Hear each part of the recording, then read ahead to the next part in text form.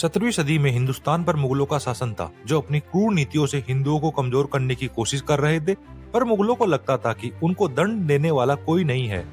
पर जब जब इस धरती पर पाप बढ़ा है, तब तब उसका अंत करने कोई न कोई महापुरुष अवतरित हुआ है। जब मुगलों के पाप का घड़ा भरा तो उनको दंड देने के लिए भगवान ने छत्रपति शिवाजी महाराज को भेजा था, जिन्होंने हिंदू स्वराज की स्थापना करके मुगलों को उनके पापों का दंड दिया था। नमस्कार दोस्तों, आपका स्वागत है संदीप हिस्ट्री चैनल में, जहां हम आपको भारतीय इतिहास की अनकही और अद्भुत सच्ची घटनाएं बताते हैं। आज हम बात कर रहे हैं सूरत की लड़ाई की, जिसे सूरत की लूट के नाम से भी जाना जाता है। लेकिन यह सिर्फ एक लूट नहीं थी, बल्कि छत्रपति शिवाजी महाराज की एक रणनीतिक चाल थी, जिसने मुगलों की नींव हिला दी थी, जो 5 जनवरी 1664 ईस्वी को भारत के वर्तमान गुजरात सूरत शहर के पास हुई थी। यह लड़ाई मराठा राज्य के राजा छत्रपति शिवाजी महाराज और मुगल सेनापति इनायत खान के बीच हुई थी। मराठों ने सूरत में तैनात मुगल सेना को बुरी तरह से हरा दिया था। छत्रपति शिवाजी महाराज ने अपने राज्य की स्थापना उस अंधकारमय समय में की थी, जब हिंदुस्तान पर मुगलों का शासन था। मराठा राज्य पहले महाराष्ट्र में पुणे, सतारा, कोल्हापुर और रायगढ़ के क्षेत्र में ही स्थापित और अस्तित्व में था। बाद में धीरे धीरे छत्रपति शिवाजी महाराज ने इसे महाराष्ट्र और पड़ोसी राज्यों के अधिकांश हिस्सों में फैला दिया। इस वजह से तब मुगल बादशाह औरंगजेब ने छत्रपति शिवाजी महाराज को दंड देने के लिए अपने सेनापति शाहिस्ता खान को दक्कन में भेजा। मुगल सेनापति शाहिस्ता खान 3 साल से अधिक समय तक मराठों से लड़ते हुए दक्कन में था, जिससे मराठों की आर्थिक हालत खराब हो गई थी। और जब शाहिस्ते खान और दाऊद खान ने पुणे सूपा क्षेत्र को पूरी तरह से जला दिया था, जिसमें कई हजारों लोग मारे गए और कई समुदाय आग से नष्ट हो गए थे।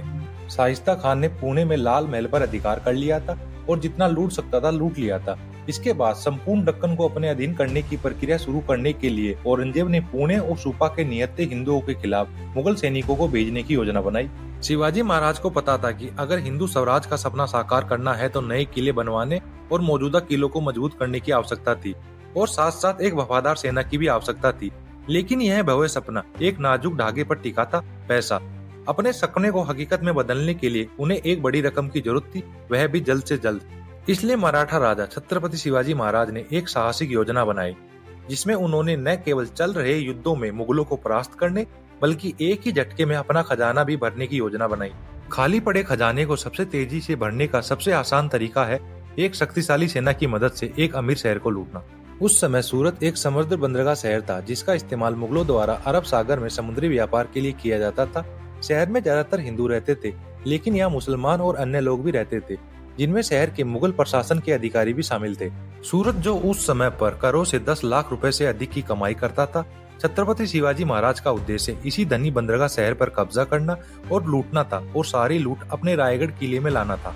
1663 ईस्वी की बरसात के मौसम में उन्होंने सूरत को निशाना बनाने पर ध्यान केंद्रित किया।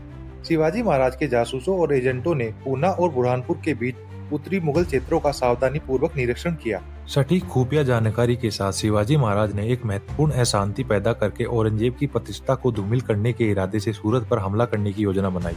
200 मील से ज्यादा की दूरी और अच्छी सड़कों की कमी के बावजूद शिवाजी महाराज अड़िग थे।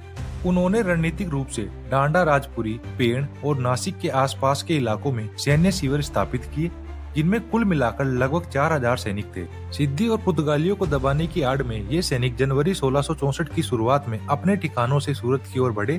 शिवाजी महाराज खुद नासिक से चले गए और अपनी सेना को एक घुमावदार रास्ते के आगे बढ़ाया। सूरत से लगभग 28 मील दक्षिण में गंडेवी के पास सभी टुकड़ियां एकजुट हुई। शिवाजी महाराज के आगमन की खबर से सूरत में भय और चिंता फैल गई, जिससे कई लोग शहर छोड़कर भाग गए। सूरत का मुगल सूबेदार इनायत खान शहर की सुरक्षा के लिए पर्याप्त उपाय करने में विफल रहा। शिवाजी महाराज ने विशेष एजेंटों के माध्यम से मुगल सूबेदार और स्थानीय व्यापारियों को अपने इरादों से अवगत कराया, और सभी व्यापारियों को औरंगजेब के साथ अपने संघर्ष के कारण धन की कमी की आवश्यकता पर बल दिया। उन्होंने सूरत के धनी व्यापारियों से एक बड़ी रकम की मांग की। इनकार करने पर भयानक परिणाम की चेतावनी दी। हालांकि इनायत खान, उसके रईस और कुलीन नागरिक सूरत के किले में भाग गए और आम शहरवासी शहर छोड़कर भाग गए। सूरत में अंग्रेजी कारखाने के अध्यक्ष जॉर्ज ऑक्सीडेंट ने अपनी स्थिति का बचाव करने का फैसला किया और ईस्ट इंडिया कंपनी के स्वामित्व वाले 80,000 पाउंड मूल्य के सामान की रक्षा के लिए तोपखाने से कारखाने की रक्षा करने का फैसला किया। सूरत के बाहर शिवाजी महाराज के आगमन पर उन्होंने मुगल सूबेदार इनायत खान को मराठा शिविर में आने और शहर के 3 प्रमुख व्यापारियों को अपने साथ लाने के लिए एक संदेश भेजा। व्यापारी थे हाजी जाहिद बेग, मिर्जा बोरा और हाजी कासिम। यदि मुगल सूबेदार खुद और व्यापारियों को पेश करने में विफल रहा तो शिवाजी महाराज ने सूरत को जलाने की धमकी दी। 2 दिनों के घबराहट भरे विचार विमर्श के बाद मुगल सूबेदार इनायत खान ने शिवाजी महाराज की हत्या के लिए एक युवा अधिकारी को भेजा। किले के आत्मसमर्पण पर बातचीत करने का नाटक करते हुए अधिकारी ने एक बैठक के लिए शिवाजी महाराज के तंबू में प्रवेश किया। शिवाजी महाराज ने पिछले तानों को याद करते हुए मुगल सूबेदार इनायत खान की कायरता का मजाक उड़ाया। शिवाजी महाराज के मजाकियापन से क्रोधित होकर मुगल अधिकारी ने उन पर हमला किया और शिवाजी महाराज ने उनको गिरफ्तार कर लिया और हंगामे को शांत करने के लिए शिवाजी महाराज ने 2 मुगल कैदियों के सिर काटकर अन्य 2 को फांसी पर चढ़ाने और 24 अन्य के हाथ काटने का आदेश दिया। शिवाजी महाराज ने नरसंहार के बजाय शहर को पूरी तरह से लूटने का आदेश दिया, जिसके कारण अगले कुछ दिनों में व्यापक लूटपाट और तबाही मची। सूरत पर करीब 3 दिनों तक हमला हुआ। इस दौरान मराठा सेना ने मुगल अधिकारियों के घर और पुर्तगाली व्यापार केंद्रों के व्यापारियों से सारी संपत्ति लूट ली। मराठा सैनिकों ने मिर्जा बोरा, हाजी जाहिद बेग और हाजी कासिम और अन्य जैसे अमीर व्यापारियों के घरों से नकदी, सोना, चांदी, मोती, माणिक, हीरे और पन्ने लूट लिए। डच ईस्ट इंडिया कंपनी के मर्तक दलाल मोहनदास पारेख का व्यापार बख्श दिया गया क्योंकि वह एक दानशील व्यक्ति के रूप में प्रतिष्ठित था। इसी तरह शिवाजी महाराज ने विदेशी मिशनरियों के घरों को नहीं लूटा। शिवाजी महाराज और मराठाओं ने अपने कैदियों से फिरौती और कबूलनामा वसूल करने के लिए यातनाएं और विकृति का सहारा लिया। जो लोग पर्याप्त श्रद्धांजलि नहीं दे पाते थे उनके एक या कभी कभी दोनों हाथ काट दिए जाते थे। शिवाजी महाराज ने अंग्रेज फैक्ट्री को संदेश भेजा कि वे अपने माल के साथ उसे श्रद्धांजलि देकर बर्बादी से बच जाएं, लेकिन उनके अनुरोध को अस्वीकार कर दिया गया। इसके बाद मराठों ने अंग्रेज अधिकारियों को आत्मसमर्पण करवाने के लिए उस वार्ड को जलाने की कोशिश की जहां अंग्रेजी फैक्ट्री स्थित थी, लेकिन गेरार्ड अंगियर के नेतृत्व में एक छोटी सी झड़प में मराठों को पीछे धकेल दिया और शिवाजी महाराज ने अंग्रेजों को और न परेशान करने का फैसला किया। शहर में आम आगजनी में डच फैक्ट्री लगभग जल गई थी, लेकिन सहयोग से बच गई। मराठों ने घरों और संदूकों को लूट लिया और भारी मात्रा में लूट का माल इकट्ठा किया, जिसमें मुख्य रूप से सोना, चांदी, मोती और हीरे शामिल थे। मुगल सेना के आने की सूचना मिलने पर शिवाजी महाराज ने सूरत से तुरंत प्रस्थान किया और शहर के निवासियों के लिए ढेर सारे कपड़े और घरेलू सामान छोड़ गए। लूटी गई राशि का अनुमान काफी अधिक था, संभवतः 1 करोड़ रुपए से अधिक। लूट का उपयोग शिवाजी महाराज की राजधानी रायगढ़ को मजबूत करने और मालवन में सिंधुदुर्ग के दुर्जय जल किले के निर्माण के लिए किया गया था। गुजरात के मुगल सूबेदार मेहताब खान ने सूरत में शिवाजी महाराज का सामना करने के लिए अपनी सेना के साथ सूरत की ओर कूच किया, लेकिन जब तक शिवाजी महाराज की सेना शहर छोड़कर चली गई और मेहताब खान भरूच से वापस लौट आया।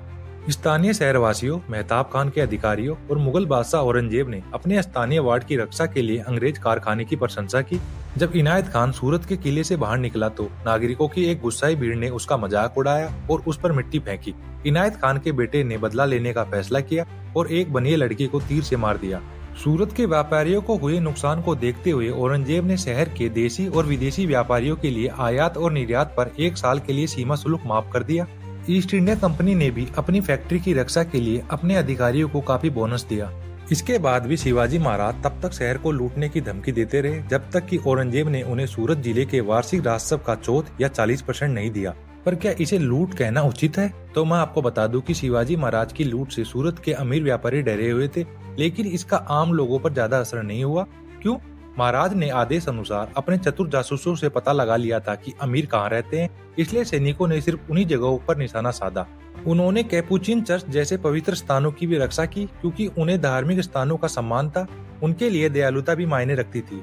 शिवाजी महाराज ने सूरत में हिंसा का कोई अराजक दौर नहीं चलाया, बल्कि छापे मारे। उनके लिए लोग मायने रखते थे और आखिरकार सूरत के स्थानीय लोग भी उन्हीं के लोग थे। वह मुगलों के क्रूर शासन के खिलाफ लड़ रहे थे, न कि हिंदुस्तान के लोगों के खिलाफ। इसलिए यह कहना उचित होगा कि सूरत का युद्ध मुगलों और मराठों के बीच सैन्य टकराव था। सूरत को निशाना बनाने का, स्थानीय लोगों पर हमला करने का कोई इरादा नहीं था। छत्रपति शिवाजी महाराज का एकमात्र लक्ष्य मराठा सेना के लिए धन को समायोजित करने के लिए शहर के समृद्ध व्यापारियों को लूटना था। इस प्रकार स्पष्ट है कि सूरत के युद्ध के पीछे स्पष्ट राजनीतिक लक्ष्य थे। यह अंधाधुंध कत्लेआम और लूटपाट का मामला नहीं था। प्रलोभन के बावजूद शिवाजी महाराज ने अभियान के दौरान स्वार्थ या क्रूरता के किसी भी उदाहरण में शामिल होने से परहेज किया।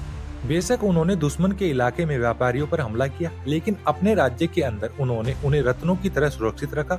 उन्होंने अपने शाही आदेश में भी लिखा कि व्यापारी राज्य का गौरव है। जैसा कि डच ईस्ट इंडिया कंपनी के रिकॉर्ड से पता चलता है कि जब महाराज प्रभारी थे तो उनके व्यापार में उछाल आया। साथ ही उन्होंने कभी कभी व्यापारियों को बढ़ने में मदद करने के लिए कर में भी छूट दी थी और शिवाजी महाराज जानते थे कि व्यापार एक मजबूत साम्राज्य की कुंजी है, तो शिवाजी महाराज को लुटेरा कहना गलत है। तो आज के वीडियो में इतना ही, मिलते हैं नेक्स्ट वीडियो में। अगर आपको यह वीडियो पसंद आया हो तो इसे लाइक करिए, शेयर करिए और हमारे चैनल को सब्सक्राइब करना ना भूले। धन्यवाद। जय हिंद, जय भारत।